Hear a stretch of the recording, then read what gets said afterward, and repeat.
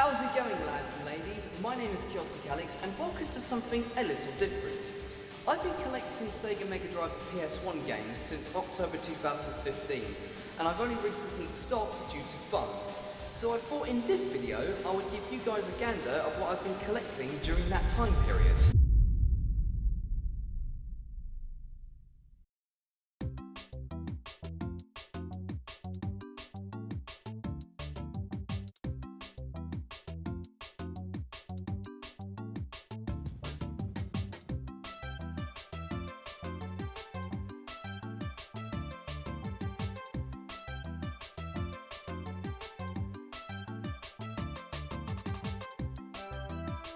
Oh boy, well it's about flipping time I talk about this after 7 years.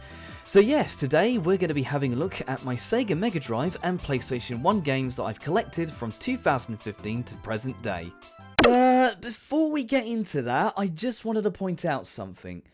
When was the old video uploaded? Okay, so 2016, which was 7 years ago as stated in the beginning. So what year did I put on the channel intro for that clip? I'm gonna look through my retro video game collection. You idiots! Good bloody start to the channel! Ah well, let's take a gander at my retro games that I have collected over the 8 years. Though it may not be a more thorough look through than my last video, which was me going through all the games on that shelf, which made the video 40 minutes! Yeah, for one shelf of Mega Drive games, I don't know what I was thinking there. So for this video, I will be covering everything from Mega Drive to Master System to PlayStation, hopefully in the span of the original video's length. Also, please excuse the inconsistency of the cinematography in this video, but I did record this on multiple days some time ago. I found when going through the games that the natural lighting on a bright sunny day was better than the window blind down and my light on. So, as you can see, the collection has significantly increased, even to a point where I did a little woodworking project to create a makeshift shelf with furniture board. It may not be what people expect from 8 years of collecting, but for me, it was a steady pace of at least 1 or 2 games a month. I'm pretty sure right off the bat, the first major games people would go for on this makeshift shelf would be Streets of Rage 1 and 2. If people know me well, the second game is one of my favourite Mega Drive games. But this copy is also a rare find that I got from a shop that has since gone to being an online business. Why is that, you ask? Well, even though you see the European inlays, manual and cartridge label, the circuit board actually contains the Japanese version of Streets of Rage 2. I use a console that can play imported games on HD TVs, which I will get to later on. The next 2 games will be Ecco the Dolphin and Ecco Tides of Time. These were pretty cheap to grab at around £5 each at the time. I don't have any interest in getting Ecco Junior, as that's more of a kids' edutainment game. And I do have the remake of Ecco the Dolphin on the PlayStation 2, and that's as far as Ecco went with Sega. After that I have Mortal Kombat 1 and 2, which I think were around £20 to £25 each, and if you're familiar with the history of these games causing a bit of controversy with violence in video games in the 90s, and the introduction of age ratings, then I don't really need to go on about Mortal Kombat. Next up is Outrun, an awesome conversion of the original arcade game. A race against time as you choose different routes and multiple endings depending on which section you finish at. I have the arcade sequel, Turbo Outrun, which is racing across America with upgrades and of course a turbo function as mentioned in the title. And Outrun 2019, which I should have brought in 2019, but got in 2020. Set in the now in the past future of 2019 with cars that go up to 682 miles an hour. I got these for at least £25 each. After that, there's Afterburner 2, another awesome arcade game, shooting down multiple enemy aircraft as you rack up the highest score possible. And Revenge of Shinobi, a great action platformer, slinging kunai knives and casting ninjutsu on enemies. But it is a game that's anything but easy. What's also amusing about Revenge of Shinobi is that in the early releases, there were copyright stamps on the intro for Spider-Man and Godzilla, as they are bosses in the game as well. Both of these games I must have gotten around about £15 at the time. Now we have the absolute classic arcade game that was released alongside the Mega Drive, Altered Beast. Resurrected by Zeus to rescue his daughter, Athena, you have to infiltrate the underworld with powers to turn into mythical beasts. I grabbed this for about £15 at the time, and what can I say, but this is a classic arcade game to kickstart Sega's 16-bit console. Going into space shooters now, we got Galaxy Force 2 and Space Harrier 2. I got Galaxy Force 2 on an Amazon Prime listing for £8. You'll be surprised what you can find on Amazon, as I've bought a couple of retro games on the site. Both games are great arcade sequels from Sega. Space Harrier 2's premise is Fantasyland has been under attack by horrific beings. Yeah, pretty horrific indeed. This game I got for about £20. There's also something about Galaxy Force's cover art that looks like something out of an 80s sci-fi book cover. Alongside those games, I have Super Monaco GP, another Sega arcade port. Racing in first person around the famed Monaco circuit in Formula 1 racing with an added career mode, and its console sequel, which was promoted under supervision of Brazilian F1 legend Ayrton Senna. May he rest in peace. Both of these games I got for £10 each from different sites. Speaking of, for those who are interested where I get these games from, I think some of you can already guess eBay, and you would be correct. But as stated earlier, I've used Amazon as well. Another site that I use is chilloutgames.co.uk. They also have the option to sell unwanted goods, and I've been selling and buying from the company as they provide a lot of images and details about their products. I do also go to some retro video game shops as well. Even though these ones are 30 miles out from my area, it's always worth a trip down there to find some gems. And the last place I check to find retro games is... well, the company is pronounced Sex, but I tend to call it CEX, because if I told someone who is not knowing of the company, and I told them I got a retro game from there, I think they would raise a brow at me in concern that they think I got this somewhere really questionable. Anyways, continuing on, I have a game here that I'm certain was Sega's answer to Mortal Kombat to attempt to contend against it, Eternal Champions. This game I managed to get on Amazon Prime as well. I do believe I got this for around £8, and this was also a shot in the dark at times because there were no images to see the condition of the game. This game has mainly stage fatalities that are triggered when you KO your opponent in a specific area of the stage. Pretty interesting fighting game that did get a sequel on the Sega CD that turned the violence and gore up to 11. The next game was only released in the UK for the Sega Mega Drive as it comes from British developers Codemasters. Psycho Pinball is a really awesome pinball game, which I have a sort of guilty pleasure in picking up pinball video games.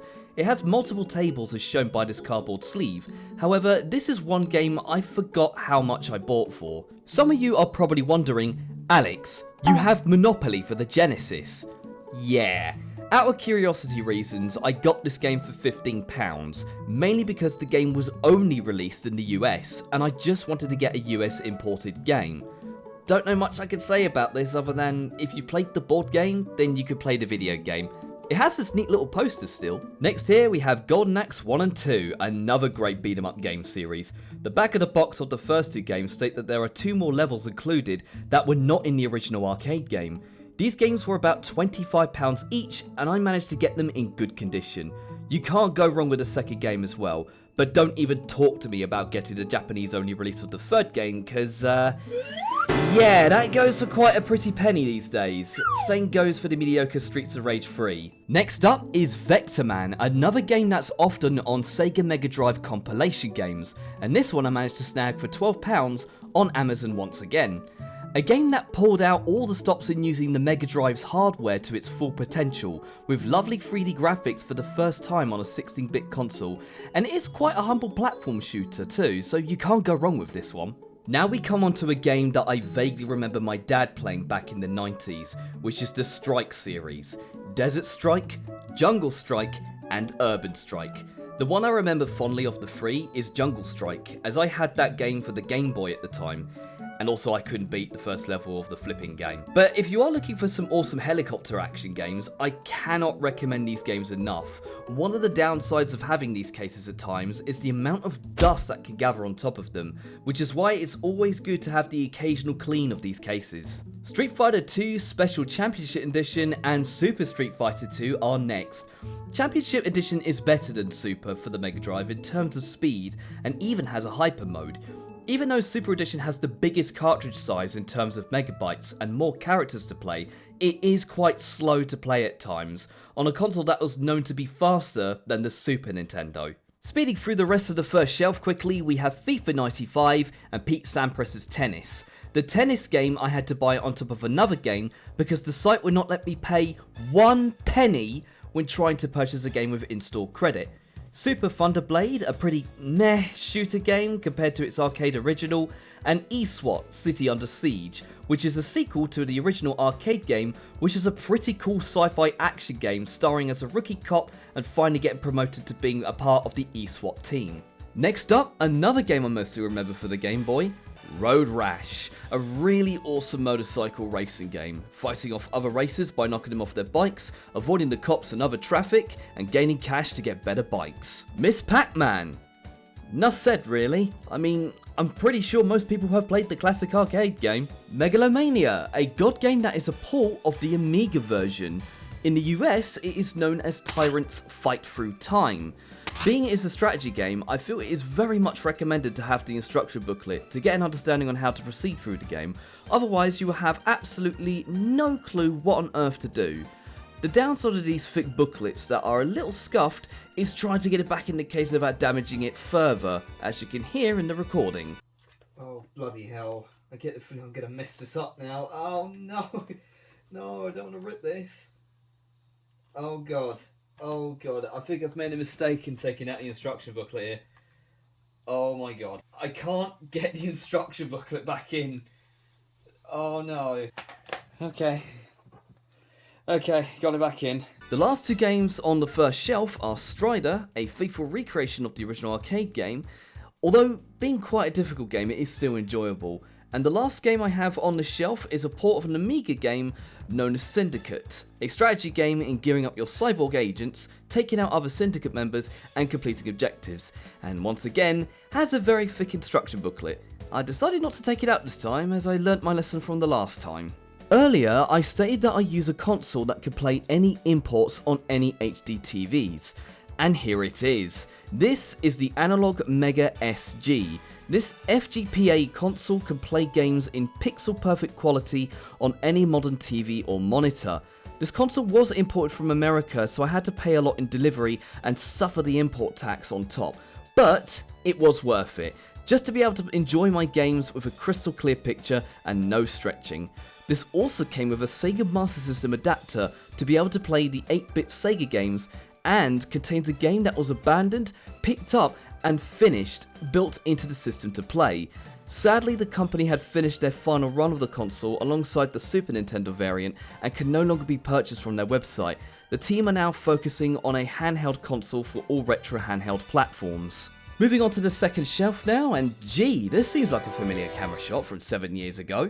First game on the left side of the shelf is Mickey Mania, a game I vaguely remember when I was a kid, and Castle of Illusion, the only Disney games I own at the moment.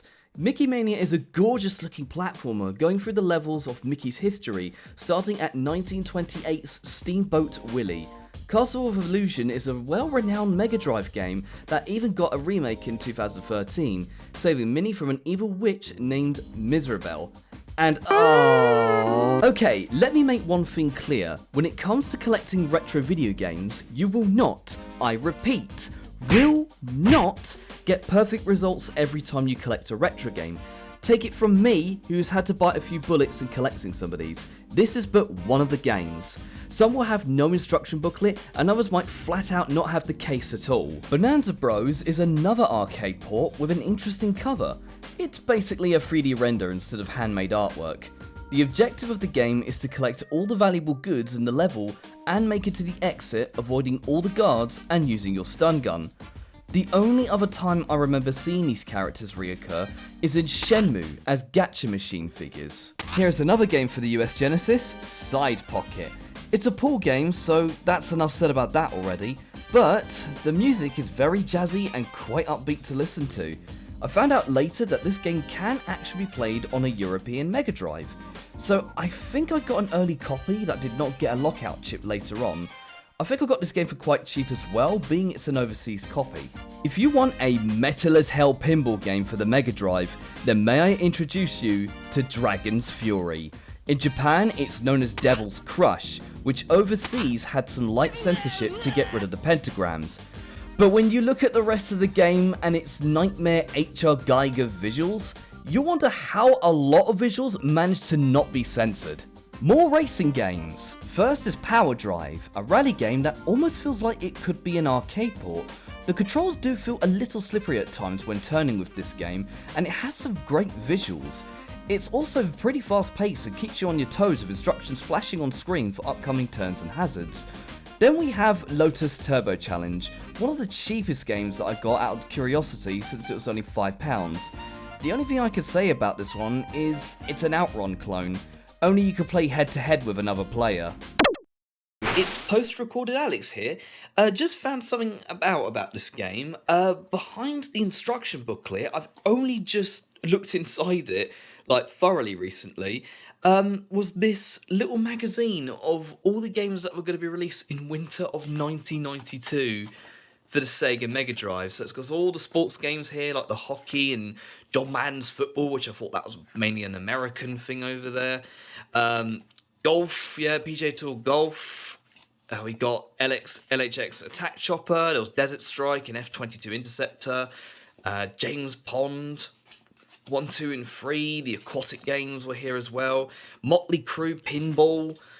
Yeah, this was an awesome find. I didn't expect to thoroughly look into this game case, actually finding this. Yeah, even there's the game itself that I've got, Lotus Turbo Challenge, Road Rash 2, Furry Friends, Shadow of the Beast. Yeah, quite a neat little catalogue I found in this case.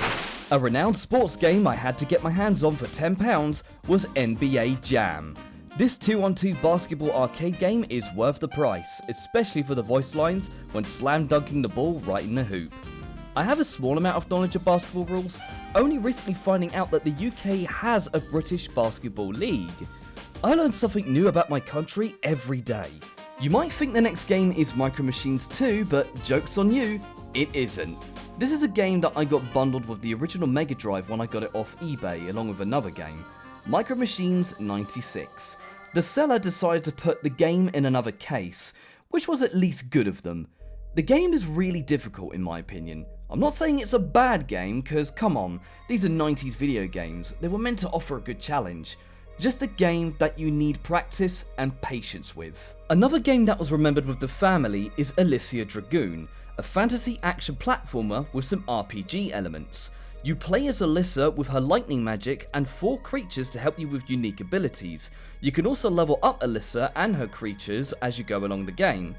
When I first started getting these games, this game was about £20. Nowadays, this game goes for quite a bit the last time I saw it. The game has an anime aesthetic, but outside of Japan, the anime scene in the 90s was just kicking off and decided to make the cover art a very Western fantasy look. Another nostalgic trip, Alien 3. My dad played this one a lot. Despite its difficulty, this game still rocks. With 4 weapons at your disposal, you have to find all the captive prisoners within the time limit and make it to the exit while blasting xenomorphs and face huggers. However, it is one of those games where you only have 3 lives and no continues. Flashback. This game is like Prince of Persia in a cyberpunk setting. It also has gorgeous animation in game as well as cutscenes for a 16-bit game, courtesy of Delphine Software International, who also did Another World, or Out of This World in the US. This game was released in 1993 on the Mega Drive. 30 years later, there was an announcement that a sequel is going to be released soon. Might be best to try and beat this game if I ever want to pick up Flashback 2. A video game from the popular tabletop role-playing game, Dungeons & Dragons Warriors of the Eternal Sun. I was actually inspired to grab this game thanks to Pro Jared. I remember watching him do a playthrough of a TurboGrafx 16 D&D game and even watched some of his D&D December videos. Another hard RPG where you can get killed immediately the moment you step outside by the first enemies, which could be as simple as snakes. Speedrunning through the rest of the shelf now, F-22 Interceptor was a cheap but interesting flight simulation game as it was an attempt at making a 3D game at the cost of the frame rate, which was a deal breaker for early 3D console games in the 90s. Then we have 2 of the 3 golf games I own, PGA Tour 3 and PGA European Tour. European Tour I got with the Mega Drive on the eBay listing. PGA Tour 3 was one of the games I remember watching my dad play, and to this day still have the memory of the opening title scene of the game, with the golf ball going off into the distance. I have no idea how I still remembered that from an early age, but I'm very surprised that I still do. Another awesome racing game by Codemasters, which I swear this unlocked a forgotten memory when I first saw this, because I think it was rented. Super Skid Marks. Another J-Kart game like Micro Machines 96 that allows for 4-play multiplayer without an adapter. Though it does have some slippery handling, the 3D isometric graphics for a 16-bit game are really nice. Sega's answer to Doom's port on the Super Nintendo, we have Zero Tolerance. You play as one of the 5 operatives with unique skills, stopping a space station takeover and an alien invasion. The first person perspective is not the greatest, to be fair, as it's pretty pixelated when objects and enemies are far away, but it made a fair attempt. What's funny now is the fact that this game is available on Steam, and you could get the ROM for free and the concept demo of its cancelled sequel on Technopop's website. If you think today's games like Elden Ring are difficult, then you might not have played Ghouls and Ghosts, a very difficult action platformer from Capcom that requires a lot of patience and practice to traverse its challenging levels. If you ever want to give this a try, here's a tip. If you ever see a knife pickup appear, grab it. What it lacks in power will make up for its speed and straight throw. Red Zone is one of those games that uses 2D sprites to create a 3D effect. With a mix of the Strike series formula and a top-down shooter, it's also one of those games that only gives you 1 life and no continues. Sadly, this is the worst condition game that I own. Part of the back cover is torn on the top and the cartridge sticker is also damaged. I'm pretty sure in our pasts we were all never good at keeping things in the best condition. There were some kick-ass 90s cartoons back in the day, and Tiny Toon Adventures was one of them. It also got a few games, and one of them was Buster's Hidden Treasure. It's also another game that didn't come with a bloody instruction book! Not a bad platformer game for those who were a fan of the cartoon, and has some aspects of both Mario and Sonic. The character sprites and animations on Buster are really good as well. Dynamite Headdy is a bit of a weird platformer but has some cool features for a Sega Mega Drive game and is really fun to play. Headdy here can use his head to attack in different directions, but can also use his head to grapple onto objects to get to higher platforms, and can even transform his head with power-ups for more firepower against enemies, means of traversing the level, and even to recover your health bar. Even more 90s nostalgia here, who remembers Earthworm Jim? This also got a cartoon series alongside the game. The 90s was also known to be the gross out decade, and this game was no exception. I mean, you play as an earthworm in a supersuit with a blaster and uses its own earthworm body as a whip, on a weird and wacky adventure to save Princess What's Her Name. And no, I didn't forget the name of the character, that's actually the character's name. Princess What's Her Name. The final game on the shelf is Shining in the Darkness, a dungeon crawler RPG that spawned the Shining series. I have yet to go through a lot of this, but I can tell you it's a lot of level grinding at the start to get further in the dungeon. You get supporting characters later on in the game from what I've seen too, which are the offensive and supporting magic users. I'm glad I got it in good condition with the instruction booklet and got this for about £30. Definitely something to look at if you're a fan of basic dungeon crawlers. Now we come on to the cube shelving of the little selection I have here, and about 3 or 4 of the games are absolute no-brainers for the Sega Mega Drive collection. The first one in this cube shelf is an extremely lucky find that got me to spend my in-store credit the moment I received it from trading unwanted goods. Shining Force 2. This is a fantastic tactical RPG with all sorts of characters and classes to fit your playstyle, as well as promotions to said classes once you reach level 10. I played this game on my Twitch stream some time ago and I had a blast playing it. This did cost £80, but as I stated earlier, I used my in-store credit from chilloutgames.co.uk to grab this one. Another game that was attempting to one-up on Nintendo's Super Effects chip for the SNES, we have Virtua Racing. This massive cartridge cost 1.5 times more than the usual ESRP of games of the 90s back then. This contained Sega's Virtua Processor, or SVP chip as they called it.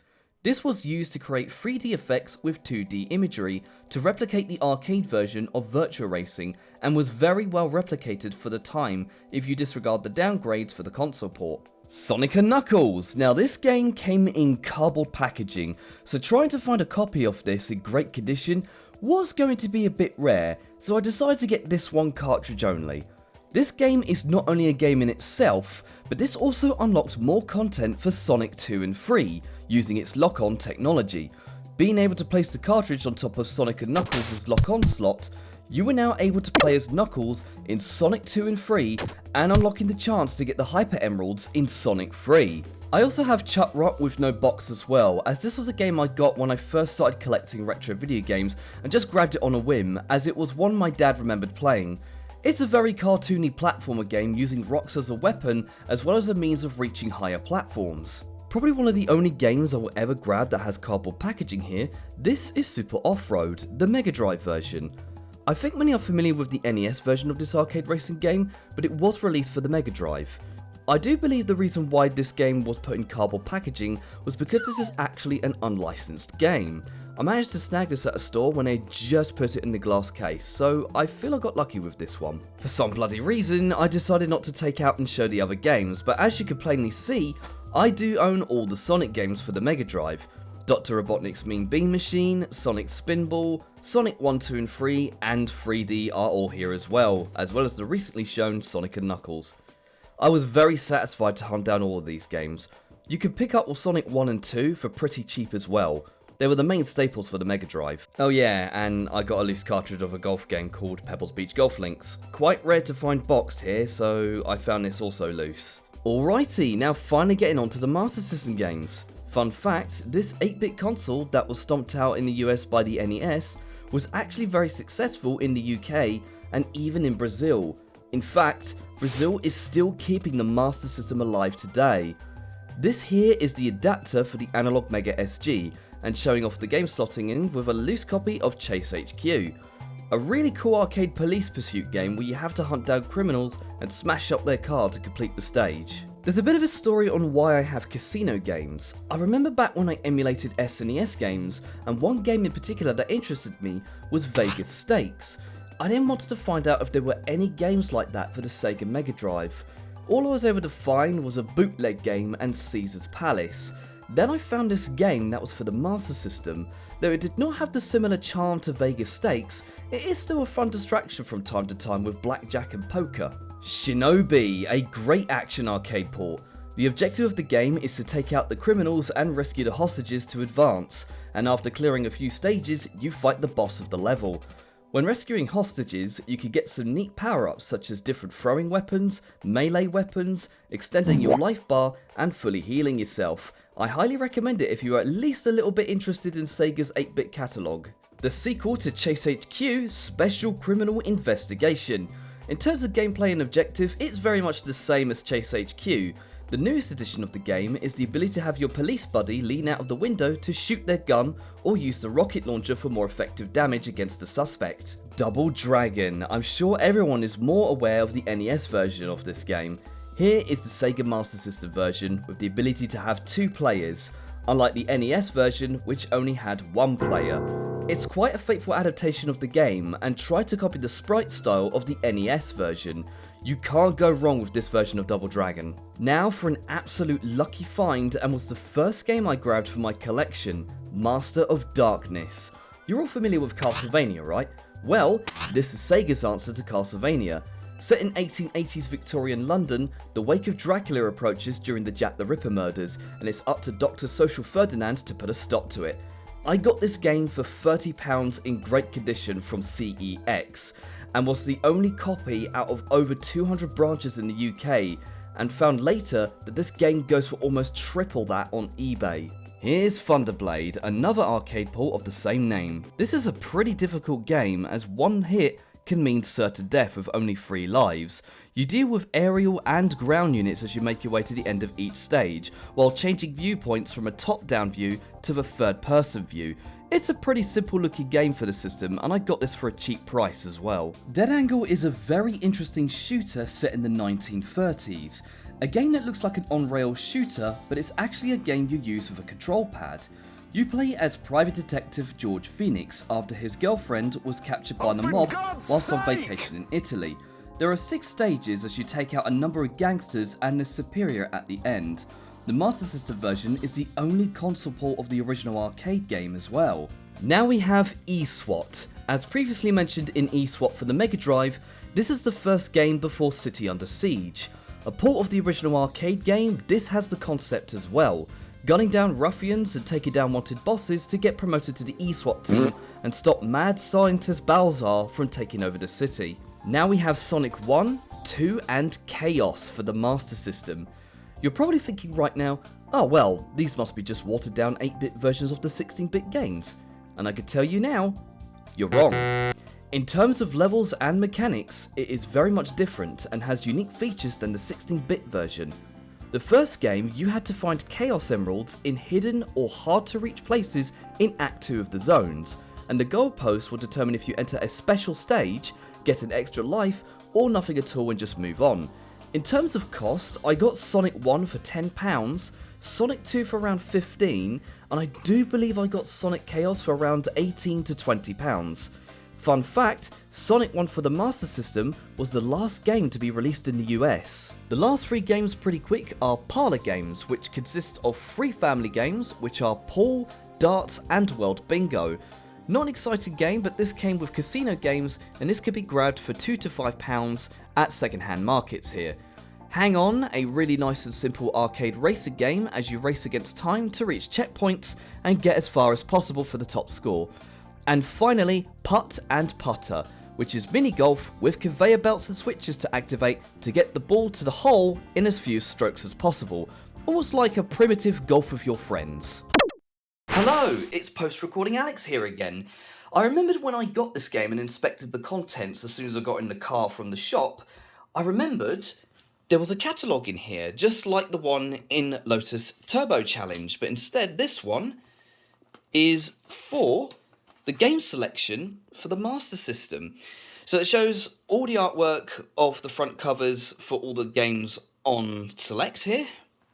And if I open it up, it shows screenshots and categories of all the games here. So we got the arcade games here, which it mainly shows the new Ghouls and Ghosts, but it also has columns, eSWAT, which I also have, Super Monaco GP, Altered Beast, all that jazz. Action games here, there's Dick Tracy, Psycho Fox, parlor games down in the corner there, which is, again, like I said, not an exciting game. Cyber Shinobi, which I will actually make a further video later on, because I'm actually recording this way into the future of the recordings, so I got that recently. And we have here role-playing games. There weren't a lot of role-playing games for the system, but there's shooting games there as well. There was only Golden Axe Warrior, which I think was like a Zelda clone. Phantasy Star, Yes there as well. Family games are on the bottom there as well, as I just realised that.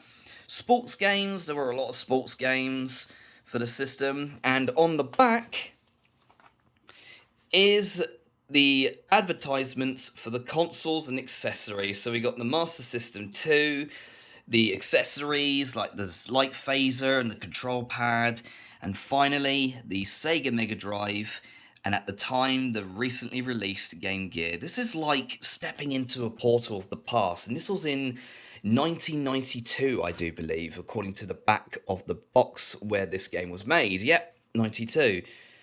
That's amazing. Finally, the PlayStation 1 games. Now I have a lot of PS1 games, so I decided to show just the cover and sometimes the back for this lot to save time and make sure this video does not get out of hand. First off, we have Tekken 2 and 3, classic fighter games for the PlayStation, mostly for Tekken 3 as it was more successful than its original arcade machine. Also mainly because Harong birthed from Tekken 3 and he is still my favourite character to play. Tomb Raider, as clunky and dated as it is now, it carved a way for 3D action puzzlers in the mid-90s and showed that females can also be badass protagonists in video games. I have so many memories of playing this game with my sister. The absolute classic that defined the PlayStation catalogue, Metal Gear Solid. A game showing that going in guns blazing is not the best direction in the environment given. an action stealth game that also showed us that progress does not have to be in the game. Remember when the fourth wall broke with President Baker telling about the CD case for a codec number, and he actually meant the game's case itself? Mad stuff. Digimon Rumble Arena. A bit like 1v1 Smash in terms of controls and mechanics, but with your favourite Digimon and Digivolutions from seasons 1 through 3 of the anime. In my case, I will always go with my boy, Geomon. Crash Bandicoot 1 and 2. What can I say about this legendary pants-wearing orange Bandicoot? An easy to learn but hard to master series of platform games. Getting through the games is tough enough, trying to perfect the runs to get 100% completion is another challenge in itself.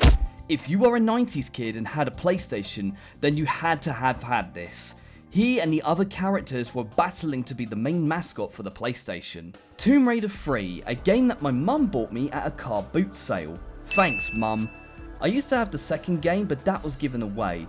There's not much I can say about this one other than remembering the first level was me sliding down a huge slope and flat into spikes. Now we have Resident Evil. Oh man, the game that coined the genre survival horror.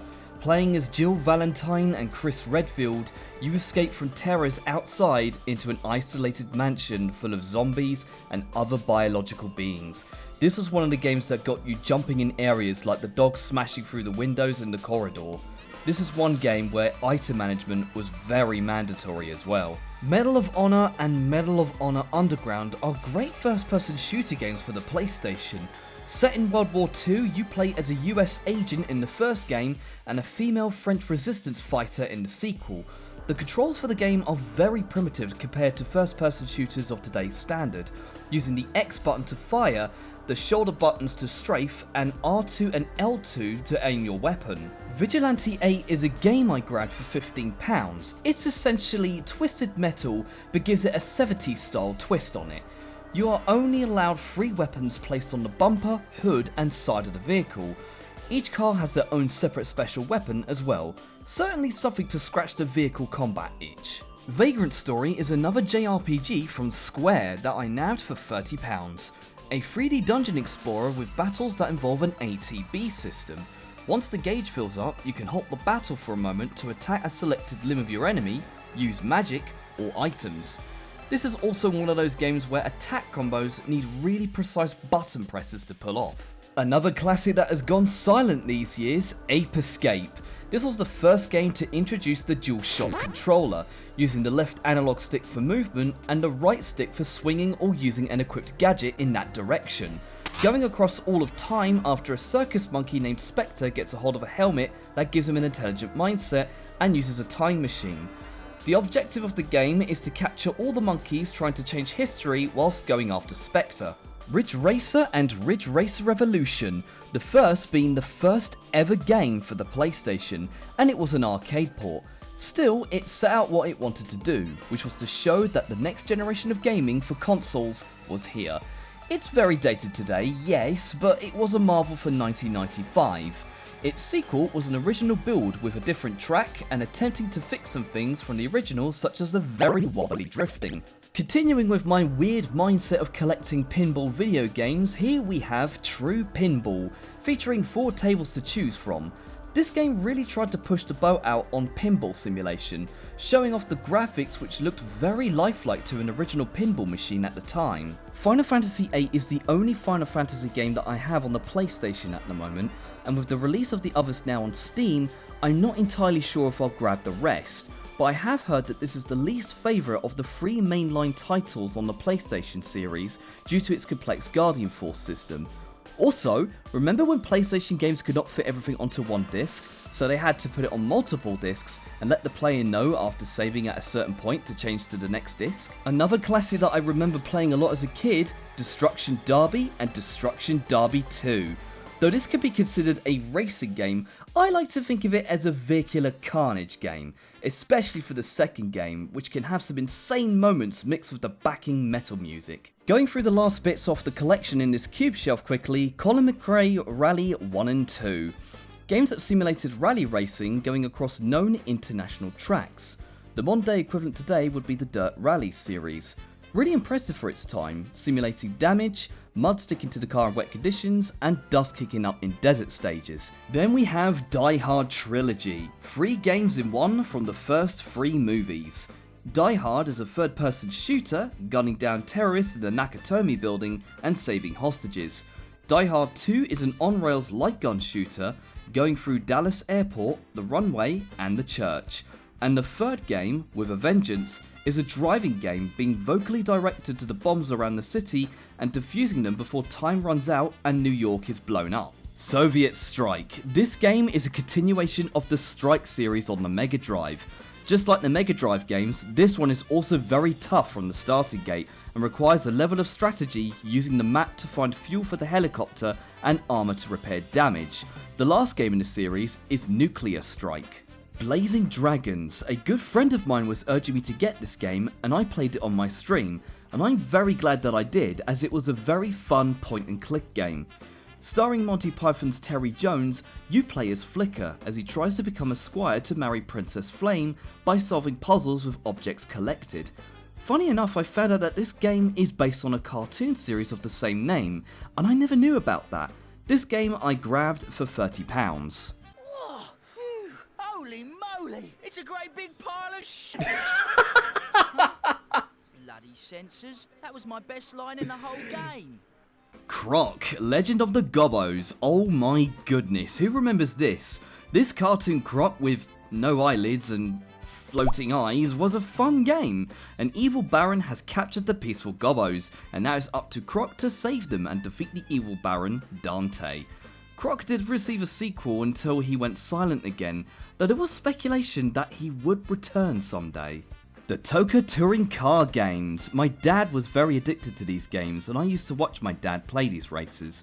We still kept these ones, and I'm also so used to driving games of today's standard that I forget that the X button is the accelerator. But then, we have the games that make the most sales for the PlayStation.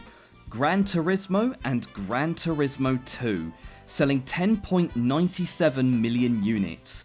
Gran Turismo was a huge success, bringing a driving simulator with licensed vehicle models and makes, as well as simulating different types of drive. Oh look, more racing games. Driver, more of a police escape game, but does anyone remember the first level of the story? It was a tutorial, and holy moly, this was known to be one of the toughest tutorial levels. You had to do a checklist of maneuvers in a parking lot within a minute and 4 strikes. Even today, it's still incredibly tough to pull off. Okay, last shelf, but just to show you people, this was very difficult for me to record due to the amount of space I had, but as of writing this script out, it has changed since then. Got a new shelving unit and everything, which makes it much easier. First off here is Pucci Carrot, a breakout game from Taito that is an arcade port. In terms of visual and plot, it's all anime styled, all down to characters and personality. Here's Alien Trilogy, which for some reason came in a soft case. An awesome first person shooter using the draw distance to create a horror ambience of what lurks beyond, using the alien tracker with its iconic sound to keep you on high alert from face huggers and xenomorphs. Speaking of anime, I got Evil Zone, a really cool 2-button fighter game with characters pull off special moves and finishes. It's a shame this game never caught on and only got one game. This one is a hidden gem of a game that I got for around £25. All the anime character tropes are here, from anime schoolgirl to edgy monotone antagonist types. This one was a very interesting find for £15 on Amazon. This is Blaze and Blade. If you ever wanted an anime Dungeons and Dragons video game, take a look at this one. You can create and play 4 characters as one player, or have 4 players play separate characters. The only downside is the game takes about 3/4 of your memory card to have 4 characters, so you need an entire memory card in order to play this game fully. Hard Edge, also known as Transmission of Mercy in the West, was a curious grab for £30. Though it has cheesy voice acting compared to Resident Evil, this game can be described as a fixed camera angle beat 'em up, with tank controls. Also has some of the anime tropes as well, such as obvious protagonist hairstyle and headgear. The plot can almost resemble that of Die Hard really. The terrorist group has captured the Togasa building and it's up to our heroes to save hostages. My first glimpse of Duke Nukem with Duke Nukem Time to Kill. Also a game I shouldn't have played as a kid, but I think all of us have been there once or twice. This 3D action game sets Duke Nukem finding time-travelling crystals with his trusty arsenal from the first game, and stopping the pig cops, lizards, and other alien beings from changing history, whilst cracking his usual one-liners and innuendos. Spyro the Dragon, another classic platformer for the PlayStation, and my source of why I have a thing for all things dragon. This and the movie Dragonheart. What can I say about this lovable purple dragon? I mean, the original trilogy got remastered for the PS4, PC, Xbox One, and the Switch, and I still hold fond memories of playing this gem. A game that I remember being on a Demo 1 disc that came bundled with the PlayStation. Here's Descent, a port of a PC game if I remember, a space shooter where you pilot a ship through various levels, gaining power-ups and saving hostages. Yu-Gi-Oh! Forbidden Memories. Imagine an 11-year-old me grabbing this game and realising it's not the same rule set from the original card game. I summon Pot of Greed! This one was all about finding monster combinations to create even powerful cards to face off against your opponent. This game is an absolute grind fest to get through, going into the free player lot to get the best cards and spoils to use by inputting codes on the front of the real cards to get the specified monsters at the time. The only way to find out combinations was to face against your own deck and write down the combinations. Parasite Eve 2. This game I got for £20 is pretty good. It decides to go for more of a Resident Evil approach with its gameplay than it did with its prequel, with fixed camera angles and a targeting system. You play as Aya Brea, an FBI agent with supernatural mitochondria abilities, as she investigates a research center in the Mojave Desert. The first game I've played and prefer it overall to the second game. Sadly, it was only released in the US and Japan. Another blast from the past, and one that needs a bloody remake, Capcom. Dino Crisis. You thought zombies in a mansion were bad? Try dinosaurs in a third energy research facility. This game is essentially the Resident Evil formula, but it's got dinos instead, and it's honestly a fantastic game that needs an official comeback. The second game is in the Crash Bandicoot case because I lost the case. I honestly don't know where it is. Street Fighter EX2 Plus is a cool fighting game for the series, and while I feel that EX Plus Alpha looks better and has characters that were not in the sequel, I still think this one is decent. It does have an awesome theme for Sagat, and it's a shame that Akuma and Sakura are not in this one compared to EX Plus Alpha. A game I remember renting at Blockbusters, Jersey Devil, another platformer that tried to leech off the success of Crash Bandicoot, trying to stop an evil doctor and his mutated vegetables and various other monsters. What was cool with this copy is that it has a mini guide along with the instruction booklet. A remake of an NES gem, we have Bomberman. The main game is the classic game with its 50 stages, finding power-ups and defeating all enemies. There's also a multiplayer version allowing up to 5 players to go up against one another. It's a shame Hudson has gone now. The last acceptable Bomberman game in the series for me was Bomberman Hardball on the PS2. Crash Team Racing, another game that got a re-release on modern consoles as Nitro Fueled.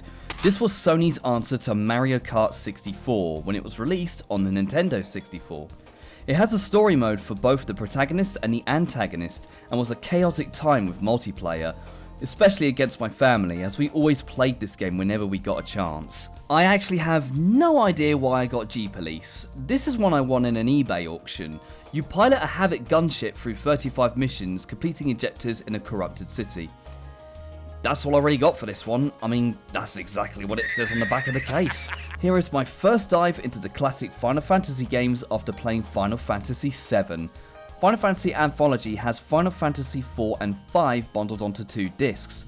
Since Europe never got a chance to try out any of the mainline Final Fantasy games till Final Fantasy VII, this was a great game to grab to experience the classic games. Unfortunately, it's no better than the SNES version due to the loading times into and out of battle. especially on Final Fantasy V. Time Crisis. I got this game on an emulator to play with my Sinden light gun, which might get its own video in the future, if that ever happens. Anyways, if people know me quite well, you know how much of a sucker I am for light gun games, especially Time Crisis. Rescuing a president's daughter being captured by a terrorist group in a castle, gun down every enemy to save the president's daughter. And now the final row of PlayStation games. Mostly here are fighting games, starting with all 4 Battle Arena Toshinden games. The first one was the second game to be released for the PlayStation and was the basics of fighting games. The second game I remember the most growing up and feel it's the best in the series with its kick-ass music. The third game tried to Tekkenize the series by adding combos identical to the Tekken series. And the fourth game that was only released in Europe and Japan is where they ballsed it all up, taking place years after the third game, replacing all the cast apart from 3 returning characters, and then the series flat out died of embarrassment. Buster Move 2, 3 and 4. The first one was for the Super Nintendo. An awesome one-on-one puzzle game connecting 3 or more bubbles to create stacks to send to your opponent and fill up their space to knock them out of the game. There was also a mode where you go to different letter zones and are given various challenges to perform to clear the board. The second game was another memory and was also the reason to get a second controller for my family to play against each other. The last of the pinball game obsession here, we have Time Shock, Fantastic Journey and Big Race USE from the Pro Pinball series. The Web was the first in the series and I don't have that one yet. These games have awesome lifelike boards with dot matrix displays. They are quite good games to play from time to time, even though I'm no pinball whiz. Big Race USA is the one I remember the most as it was on a UK PlayStation Magazine demo disc. Fighting Force, a beat 'em up by Core Design that was supposed to be Streets of Rage 4 before Sega pulled the plug as they did not want their own IP on other consoles. I got this for about £8 and it's actually pretty good for a 3D beat 'em up. I remember back in 2015 I tried my hand at retro video game reviews and this was the first game I did. Looking back at that review, oh god, I was trying to be too much like an existing YouTuber. I have its sequel here and what a complete 180 in its game design compared to the first game. They decided to bring back one character and put him into a third-person action game with some hand-to-hand and weapon elements much like the original. Only now they decide to go for more of a Tomb Raider approach to things. I think I got this game for about £4 back then. Rad as hell fighting games, Bloody Roar and Bloody Roar 2. These games are really cool arcade feeling fighter games by Hudson. You have your usual selection of fighters, but instead they can shift into beast mode, which they turn into an anthropomorphic animal, from wolf to tiger and bunny to half beast. So no dragon then? No! Oh, okay. These games have pretty solid combo systems and lots of move inputs to memorize, and even have the option to smash your opponent out of the ring in the winning round. These games go for about £20 each, so if you are a fighter fanatic, grab them. Soul Blade, the very first game in the Soul series before Soul Calibur all the way up to 6. All the staple characters are here from the series, but interestingly enough, this is a game that had a weapon condition bar. When your weapon breaks, mainly from guarding, hand-to-hand combat is all you have left.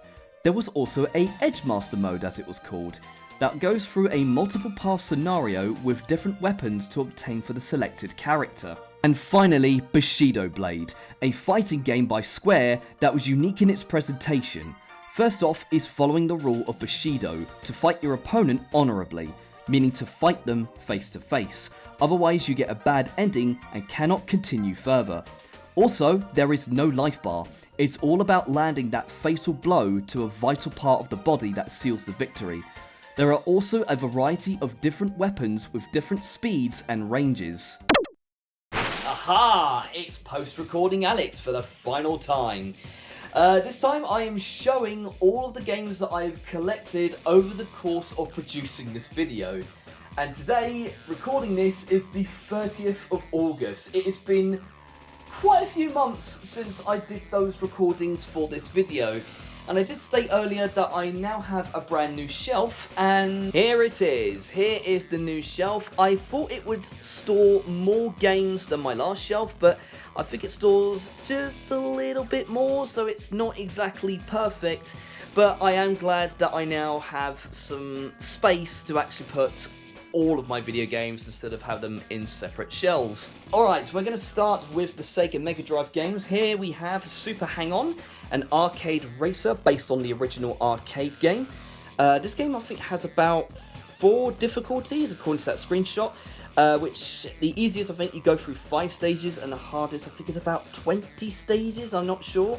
There's also a career mode, but oh my god, is it difficult? I'd rather not do that. So it kind of went the way of Super Monaco, where you had the original arcade game and you had a career mode. So I think this is exactly what they did with Super Hang-On.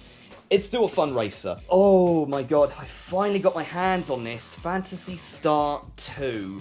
Good condition, £50 this game was. But to be honest with you, I've been really meaning for the longest time to get this JRPG. It doesn't include the hint book. I think there was supposed to be a map with it as well, but that would have put the price to around about over £100 if I got that, so that was a no-go. Anyways, I can always look up the guide online because it is one of those JRPGs where you have no idea where you are going, and you will need to actually have a guide for it.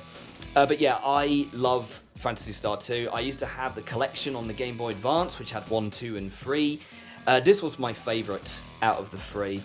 I just loved it. I didn't like number 3, mainly because the graphics were really dull and it just didn't feel very sci-fi. But next we have Devilish, which is an American and Japan-only release.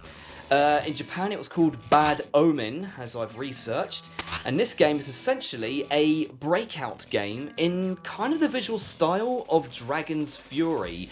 Because you do actually fight demons and God knows what else. I only made it up to stage 3, I do believe. It's one of those games where you only have 3 lives and no continues. It is quite a difficult game, but it is also short. I think it's like 5 stages in this game. But yeah, it's got 2 paddles, one that freely roams around the field and one that actually operates on the bottom.